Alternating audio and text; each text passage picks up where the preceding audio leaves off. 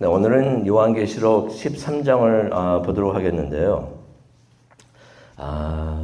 참 듣기 싫은 이야기가 되겠습니다. 왜냐하면 요한계시록 13장은 사탄의 이야기입니다. 사탄의 이야기가 되는데 이 이야기를 보면서 우리가 사탄이 이렇구나 하는 것을 우리가 보기를 원하는데요. 사탄은 무슨 아이들 동화책에 나오는 그런 것이 아니고요. 진짜 이 세상에서 권세를 가지고 우리를 공격을 하고 있는 우리의 원수가 됩니다. 사탄이란 말의 의미가 바로 그거예요. 원수, 대적이란 의미가 또 되는데요. 이 사탄이 물귀신 작전의 대가입니다. 물귀신 작전이 있죠. 뭐를 물귀신 작전이라고 그러죠?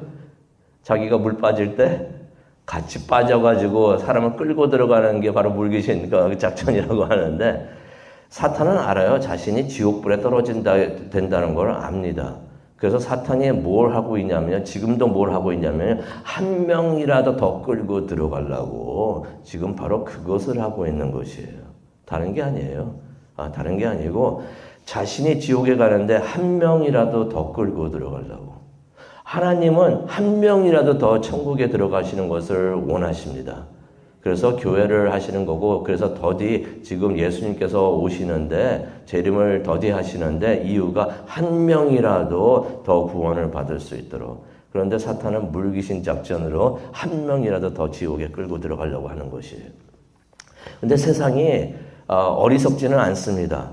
뭐냐면은, 무슨 말이냐면은, 세상이 악한 것을 싫어해요. 본능적으로 세상 사람들이 악한 것을 싫어합니다. 왜 그렇습니까? 왜냐하면은 본성이 하나님의 형상이기 때문에. 모든 사람, 우리를 다 포함해서 모든 세상 사람들이 본성은 하나님의 형상이에요. 하나님의 형상으로 지어졌기 때문에 하나님은 악한 것을 싫어하기 때문에 사람들도 본능적으로 종교가 뭘든 상관없이 본능적으로 악한 것을 멀리 하려고 합니다. 그런데 사탄도 어리석지가 않습니다. 그래서 악한 것을 애매하게 합니다. 이게 악한 것인지 선한 것인지 구분이 잘 안 되게, 이게 확실하게 구분이 되면은 이거 악한 것 하는데 이게 진짜 악한 것인지 선한 것인지 애매하게 보이도록 사탄이 그렇게 합니다. 그래서 사탄이 유혹을 어떻게 하냐면요, 성경 말씀으로 해요. 기억하시죠? 사탄이 예수님을 공격을 할 때 뭐 갖고 했습니까? 하나님의 말씀, 성경 말씀을 가지고 그렇게 했다는 것이에요. 그래서 사탄이 우리를 공격을 해올 때도 악한 모습으로 오지 않습니다. 그러면 다 알거든요. 우리에게도 어떻게 합니까? 성경을 이상하게 해석을 합니다. 예수님을 공격을 할 때도 성경을 이상하게 해석을 했어요. 그래서 어설프게 성경을 해석하면은, 그거 큰일 날 수가 있습니다. 우리에게도 성경을 이상하게 해석을 해가지고 우리에게도 유혹을 오는데요. 오늘 말씀을 보게 되면은 사탄이 하나님을 코스프레 하는구나. 요즘에 보면은 그런 코스프레란 말을 많이 하죠. 요즘에 나온 말이에요. 요즘에 많이 나온 건데, 누구를 흉내내는 것을 말하고 있습니다. 사탄이 하나님을 흉내내기를 한다는 것이, 그렇게 하면서 유혹을 한다는 것입니다. 그 사탄의 하나님 코스프레, 사탄의 하나님 흉내내기가 어떻게 되는지 잠깐 보도록 하겠는데요. 하나님은 삼위일체십니다. 믿으십니까? 성부 하나님이 계시고, 성자 하나님이 계시고, 성령 하나님이 계시는데, 근데 또 한 분이세요. 이해가 잘 안 되죠. 세상에 또 그런 컨셉이 없으니까 이게 이해가 안 되는 거예요. 본 적이 없으니까. 근데 하나님은 그러신 분이에요. 세 분이신데 또 한 분이세요. 근데 사탄도 삼위일체처럼 일을 합니다. 무슨 말이냐면요, 사탄은 거짓 성부 하나님의 역할을 하고요, 적 그리스도가 있는데 거짓 성자 하나님의 역할을 합니다. 또 거짓 선지자가 있습니다. 거짓 성령 하나님의 역할을 한다는 것이에요. 그래서 성경도 또 요한계시록 막 보다 보면은 적 그리스도가 나오고 선지자가 나오고, 이게 다 뭔가라고 복잡게 어렵게 생각할 수가 있어요. 또 오늘 말씀 보면 짐승이 2마리까지도 막 나오고 막 그럽니다. 이게 다 뭔가 할 수가 있는데, 사탄이 하나님 코스프레 흉내내기를 하고 있다라고 생각하시면 됩니다. 성부, 성자, 성령 하나님이 있는 것처럼 사탄도 그렇게 사탄, 적그리스도, 그다음에 거짓 선지자 이 셋이 하나님의 흉내를 내면서 그렇게 일을 한다고 생각하시면 아마 이해가 또 쉽게 되실 것입니다. 1절 우리가 읽은 그 13장 1절을 보면 사탄이 바다에서 한 짐승을 데리고 나옵니다. 여기서 말하는 바다는 나라들이에요. 그 나라들에서 짐승 하나를 이제 데리고 나오는데요. 그게 바로 적 그리스도입니다. 그런데 11절을 가니까 또 다른 짐승을 땅에서 사탄이 불러내는 것을 볼 수가 있습니다. 이때 땅에서 나온 짐승이 거짓 선지자인 것이에요. 이것을 우리가 어떻게 알 수가 있는가? 12절에 보니까 그가 먼저 나온 짐승 앞에서, 다시 말해서 적그리스도 앞에서 권세를 행한다라는 말씀이 나옵니다. 요한계시록 19장 20절을 보시면요. 짐승 앞에서, 다시 말해서 적그리스도 앞에서 이적 행하는 자가 거짓 선지자다라고서 성경이 말씀을 해주고 있어요. 그래서 이 두 번째 나온 짐승이, 첫 번째 나온 짐승이 적그리스도고, 그 다음에 두 번째 나온 짐승이 거짓 선지자구나 하는 것을 우리가 성경을 통해서 볼 수가 있습니다. 근데 우리가 거짓 선지자에 좀 포커스를 하기를 원하는데요. 거짓 선지자의 모습을 보니까 어떤 모습을 하고 있냐면은 어린 양 같고 두 뿔이 있다라는 말씀이 나옵니다. 11절에 보니까 또 다른 짐승이 땅에서 올라오니 어린 양 같고 두 뿔이 있고 용처럼 말을 하더라. 다시 한번 그 모습을 머릿속에 그려보시기 바랍니다. 어린 양이 있는데 뿔이 있고요. 용처럼 말을 한다. 여기서 말하는 뿔은 권위를 말합니다. 이 거짓 선지자가 적 그리스도의 권위가 있다는 것이에요.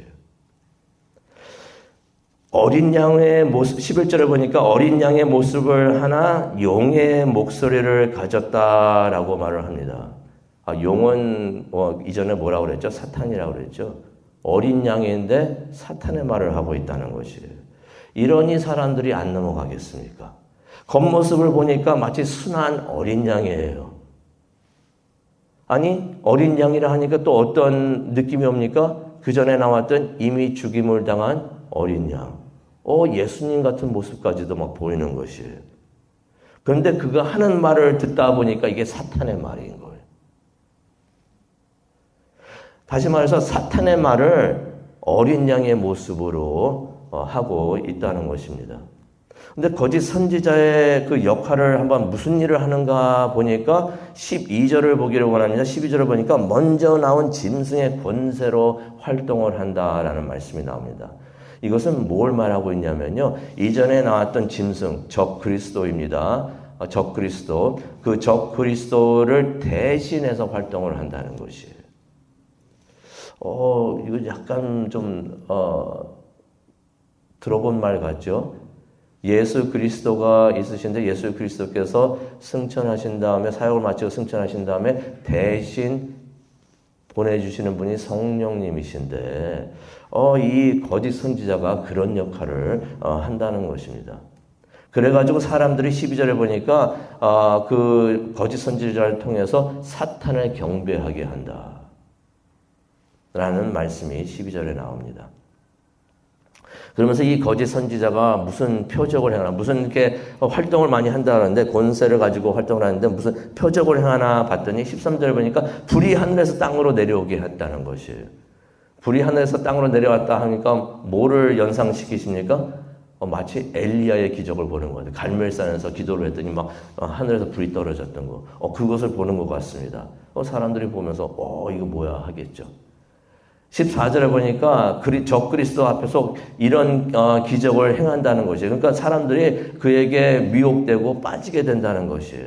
근데 가장 큰 미혹은 뭐였냐면은 14절에도 나오는데요. 적 그리스도, 그 첫 짐승 나온 것을 말합니다. 적 그리스도가 칼에 맞아가지고 상처를 입었다가 다시 살아났다고 말을 한다는 것이에요.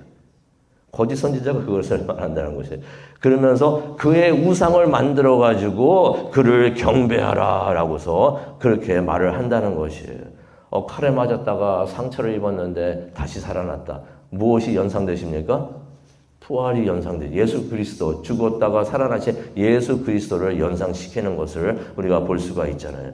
그래서 데살로니가후서 2장 4절에 보면 그 우상을 하나님의 성전에 세우게 한다라는 말씀이 나오는데, 이게 바로 예수 그리스도께서 마태복음 24장 15절에 말한 멸망에 가증한 것이 거룩한 곳에 서게 되는 일이 있을 것이다 라는 예수님께서 말씀하신 것이 바로 이루어지는 줄로 믿습니다.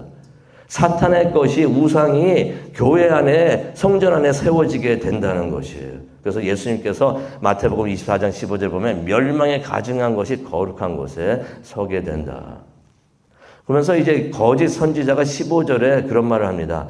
적 그리스도의 우상이 말을 할 수 있도록 또 그런 기적을, 표징을 행한다는 것이에요.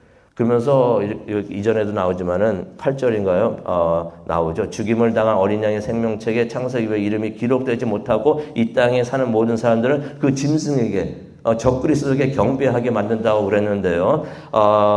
여기 보면은 그 우상에게, 그 적그리스도의 우상에게 절하지 않는 사람들 다 죽인다라는 말씀이 있습니다.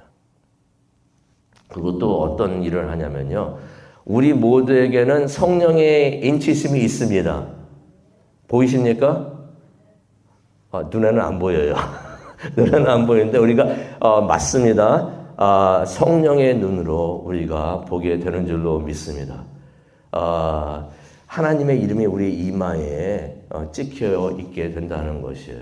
그런 생각을 해요. 우리가 완벽하지 않지만은 우리가 말하는 것이나 행동하는 것이나 거기서 하나님의 모습이 보일 때 저 사람은 성령의 인치심을 받았구나. 완벽한 사람은 없어요. 실수는 누구나 합니다. 하지만은 그러한 삶을, 하나님의 말씀대로 사는 삶을 보고 있을 때 예배하는 모습이나 기도하는 모습이나 말씀 공부하는 모습에 그것을 보면서 저 사람은 성령의 인치심을 받았구나. 성령의 도장이 받았구나. 천국 가는 사람이구나 하는 것을 우리가 볼 수 있는 것이에요.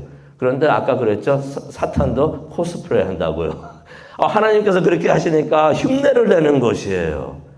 어떤 흉내를 내는가? 16절에 나옵니다. 모든 사람에게 오른손이나 이마에 표를 받게 한다라고 말을 하고 있습니다.